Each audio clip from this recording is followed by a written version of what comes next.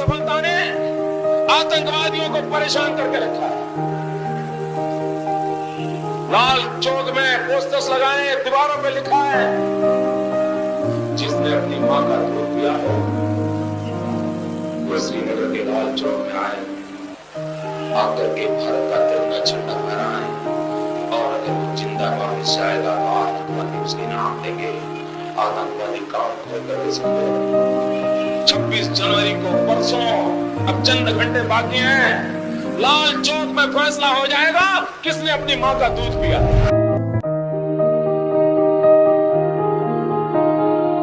और इसलिए मैं कहता था मित्रों, इस देश में एक विदेशों के पैसों से पला हुआ एक 5 स्टार एक्टिविस्टों का वर्ग है, जिसकी हर गतिविधि को चौंक करके देख लीजिए।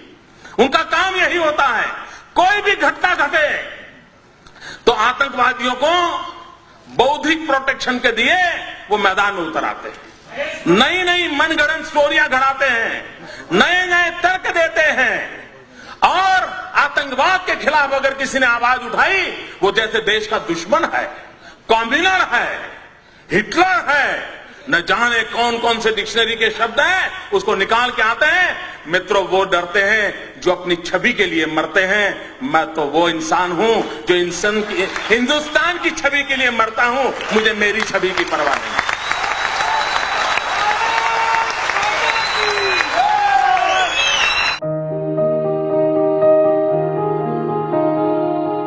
उनका एक पॉलिटिकल रोड मैप है। उन्होंने दुनिया को 3 हिस्सों में बांटा। एक दारुल अमन, दूसरा दारुल हरब, तीसरा दारुल इस्लाम। दारुल अमन का मतलब है लैंड ऑफ पीस, जहां पर इस्लाम पहुंच चुका है वहां लैंड ऑफ पीस होना चाहिए, अथवा जहां इस्लाम कुछ करने की ताकत नहीं रखता है वहां पर दारुल अमन होना चाहिए। देन दारुल हरब, लैंड ऑफ कॉन्फ्लिक्ट, जहां पर ताकत है वहां संघर्ष करो, अपना झंडा जमाओ। ओके, तीसरा है दारुल इस्लाम, पूरे विश्व को इस्लाम में कन्वर्ट करना। ऐसे इरादों से political activist, those who are belong to the Islam, they are doing this activity. आतंकवाद ऐसे नहीं बढ़ रहा है। आतंकवादियों के हौसले उतने बुलंद नहीं हैं जितने कि हम जितने रास्ते तैयार कर देते हैं जो आतंकवादियों को चलने काम आ रहे हैं। मुझे बताइए, गुजरात के अंदर एक इशरत जहान नाम की लड़की को, आतंकवादी लड़की को, हमारी पुलिस के साथ एनकाउंटर हो गया। अब उसको मार गिराया। आपको मालूम होगा वो दिन, याद कीजिए, सारे दुनिया के 5 स्टार एक्टिविस्ट मोदी पर टूट पड़े थे साहब कि एक नौजवान लड़की को मार दिया, निर्दोष लड़की को मार दिया, गोली से भून दिया।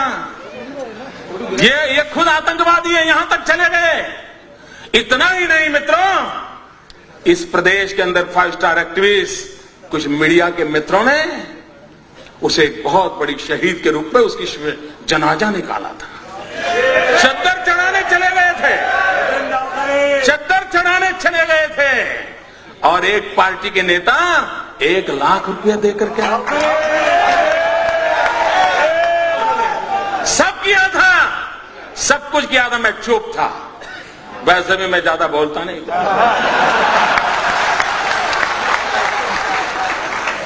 मैं सही जगह पर, सही भाषा में, सही समय पर बात करने का आदमी। सुबह शाम चीख कर अखबार की जगह खराब करने की मुझे आदत नहीं।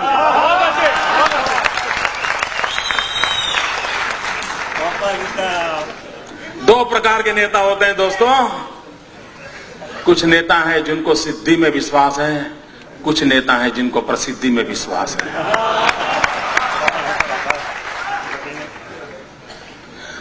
और जब 3 दिन के बाद ग्वाजा टाइम्स, जो लश्कर तोयबा का एक मुखपत्र है, उसने एक आर्टिकल लिखा, पाकिस्तान में आर्टिकल छपा कि हमें शान से गौरव हो रहा है कि इशरत जहान जैसी एक लड़की ने हमारे मकसद को पूरा करने के लिए अपने आप को बलि चढ़ा दिया। जब पाकिस्तान में, तब जाकर के चुप हो गए फिर पता नहीं उनके वो रिकॉर्ड की हुए कैमरा वाली चीजें कहां चली गई, वो चद्दर चढ़ाने वाले कहां चले गए, सारा खो गए। चुप है, 2 साल इतने साल हो गए, चुप है, कोई पूछने वाला नहीं उनको। अगर मैंने ऐसी गलती की होती तो साहब मेरे बाल नोच लेते, मेरे बाल नोच लेते। इशरत जहान मित्रों, अभी एक टीवी वाला बता रहा था कि किसी ने किसी लड़की को बम रखते देखा। मैं नहीं जानता वो सत्य क्या है। लड़कियों का उपयोग हुआ था। जिस दिन गुजरात ने इशरत जहान के एनकाउंटर में हत्या की, अगर महाराष्ट्र की पुलिस जाग जाती तो शायद ये लड़कियां बम रखने के लिए मैदान नहीं मिलती।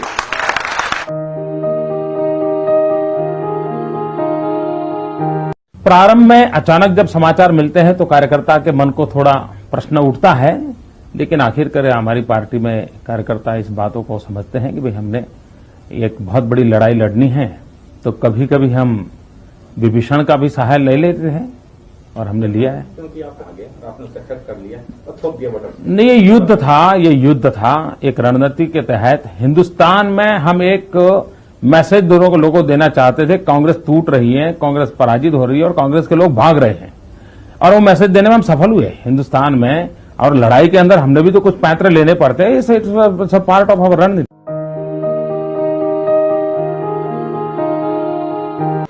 मित्रों, मैं हैरान हूं कांग्रेस पार्टी क्या कर रही है। कोयम्बतूर के अंदर 98 में एक बम धड़ाका हुआ, चुनाव सभा में बम धड़ाका हुआ।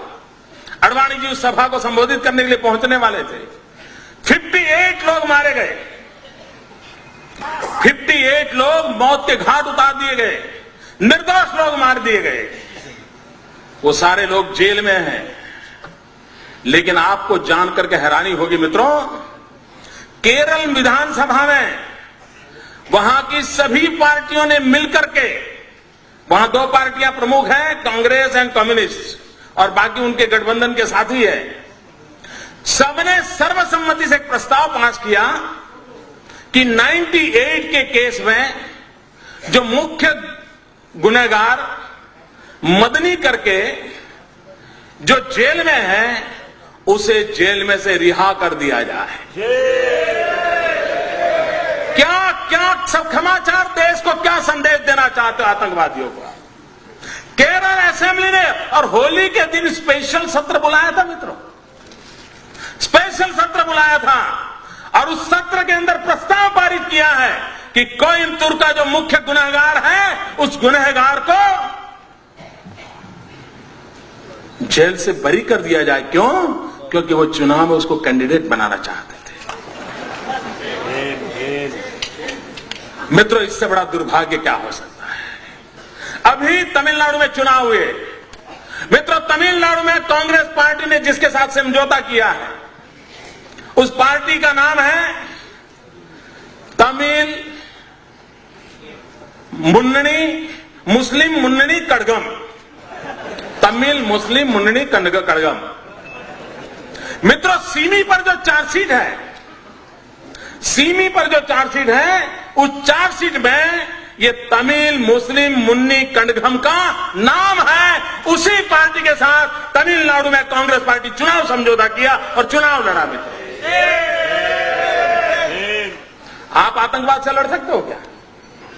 क्यों देश को गुमराह कर रहे हो? और मैं देश के बुद्धिजीवियों को कहना चाहता हूं, क्या यह गुनाह नहीं है देश के साथ? क्यों उनका हिसाब नहीं मांगा जाता है? अगर मोदी गुनाह करता है तो आपको अधिकार है, और मैं सामने से कहता हूं अधिकार है, आप मेरी खाल उतार लीजिए, लेकिन देश के हित में और लोग जो पाप कर रहे हैं उनसे भी तो देश को प्रशिक्षित कीजिए। क्या ये दायित्व नहीं है हमारा? मैं इन कलम के धनियों को कहना चाहता हूं, देश की ये मांग है। मित्रों, अभी आसाम के चुनाव हुए, आसाम के चुनाव के अंदर जिसने आसाम को लहूलुहान कर दिया वो उल्फा ओपनली कांग्रेस पार्टी को चुनाव जिताने के लिए समर्थन में मैदान में था। उल्फा जो आतंकवादी एक्टिविटी करता है, जो निर्दोषों को मारता है, किडनैप करता है, आप उसको चुनाव के अंदर आपका राजनीतिक फायदा हो रहा है, इसलिए उसका आप किस मुंह से आतंकवाद के खिलाफ लड़ोगे? मित्रों, बिहार में चुनाव हुआ, यूपीए का एक घटक दल उस चुनाव के अंदर एक मेहरबान को लेकर के चुनाव सभाओं में घूमते थे। क्यों घूमते थे? क्योंकि उसका दिखावा बिन लादेन जैसा था। बिन लादेन जैसा दिखता है, ये बिहार में लोगों को दिखा करके वोट मांगे जाते थे। मुझे कल्पना कर सकते हो मित्रों,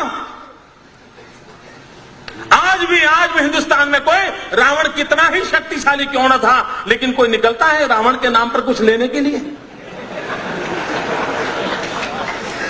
ये बिन लादेन को लेकर के निकलते हैं साहब, और बड़े गौरव से, और टीवी के मित्र भी बड़े शान से बताते थे कि ये देखिए बिल्कुल बिन लादेन जैसे दिखते हैं। पता नहीं उनका किस जन्म का रिश्ता है, मैं नहीं जानता हूं। क्या ये देश की सेवा हो रही है? मित्रों, मेरे भीतर एक आग है, इसलिए मैं बोल रहा हूं। मैं 200 लोगों की मौत देख नहीं सकता दोस्तों। ये मेरा राजनीति नहीं है, ये मेरी राष्ट्र नीति का हिस्सा है। और मित्रों, मैं राजनीति के साथ आने की